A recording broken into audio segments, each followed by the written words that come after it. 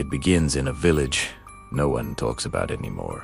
A small village, buried deep inside a forest so dense that even sunlight struggled to reach the ground. The trees were ancient twisted, towering, their branches tangled like claws in the sky. People there lived simple lives, but there was one rule everyone followed without question. Never go too deep into the woods. No one remembered who made the rule, but everyone obeyed it. Everyone. Except Alex. Alex was the village's woodcutter. Strong, fearless, and stubborn. He spent more time in the forest than anyone else. While others stayed close to the edges, Alex went deeper. Always deeper. Nothing's out there, he would laugh. Just trees and your imagination. But the villagers didn't laugh. Because sometimes, people who went too far didn't come back the same. One evening, as the sun sank and the sky turned blood orange, Alex returned later than usual. His clothes were covered in dirt, his face pale. "Where were you?" someone asked. Alex didn't answer immediately. He just stood there, staring at the forest behind him. Then he said quietly, "I heard something, calling my name."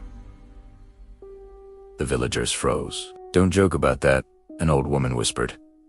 "I'm not joking," Alex said. "It sounded like me." That night, Alex didn't sleep, and neither did the village. The next morning, he went back. No one could stop him. "I'll prove it," he said. "There's nothing there." And with his axe on his shoulder, he disappeared into the trees. That was the last time anyone saw him alive. When Alex didn't return, fear spread like wildfire. By the third day, a search party was formed. They moved through the forest in a tight group, calling his name. But the deeper they went, the quieter it became. No birds, no insects, just silence.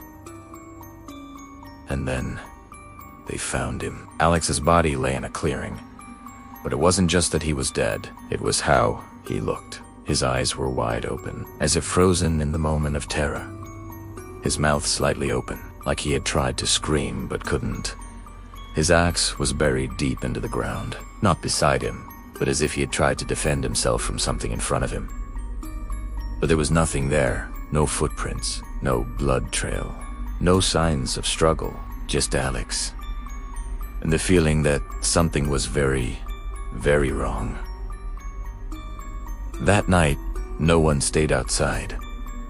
Doors were locked, windows shut tight. Because some villagers claimed they heard Italiano, a voice. Soft, distant, calling from the forest, calling their names. Terrified, the villagers brought in a detective from the city. He arrived a few days later. Confident, rational. A man who believed in facts, not fear. "Ghosts don't exist," he said firmly.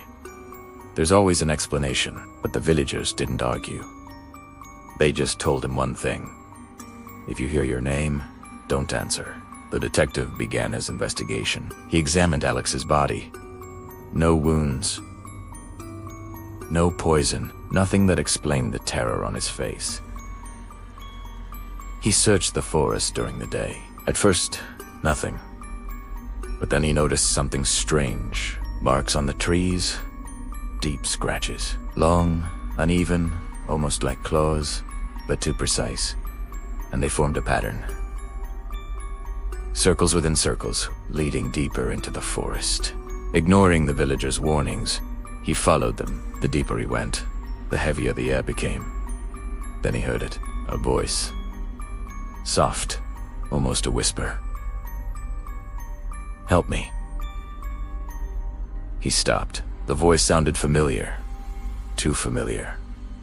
It sounded like his own. He turned around quickly. No one. Nothing. Just trees. But the voice came again. Closer this time. "Why did you leave me?" His heart began to race, but he forced himself forward. "I'm imagining this," he muttered. But, deep down, he knew he wasn't. The markings led him to a clearing. The air there felt wrong. Cold. Still. Dead. And in the center of the clearing, there was something new, a figure, standing between the trees. At first, he thought it was a person, but then it moved. Slowly, unnaturally. Its limbs twisted at angles no human body should. Its head tilted too far, and its face. No, it didn't have a face. Just darkness, endless darkness. The detective froze. The figure didn't walk. It stretched, closing the distance without moving its feet. And then it spoke. In his voice. "Why did you come?" He ran. Branches tore at his clothes as he sprinted through the forest. The voice followed him, whispering, echoing, growing louder.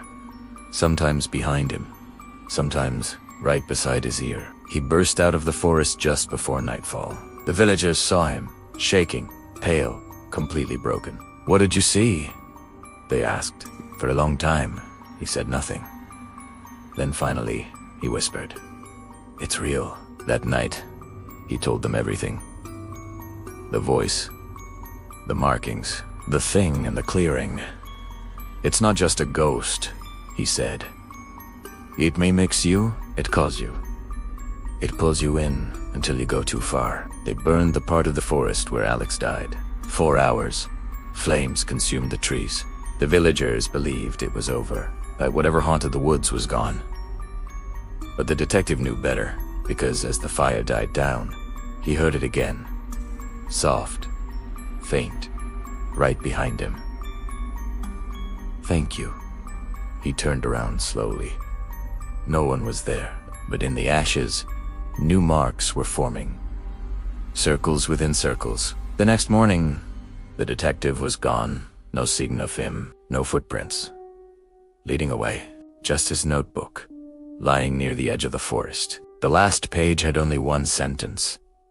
"It doesn't stay in the woods," and ever since then, the village has been abandoned. But sometimes, travelers claim they hear something, a voice. Soft, familiar.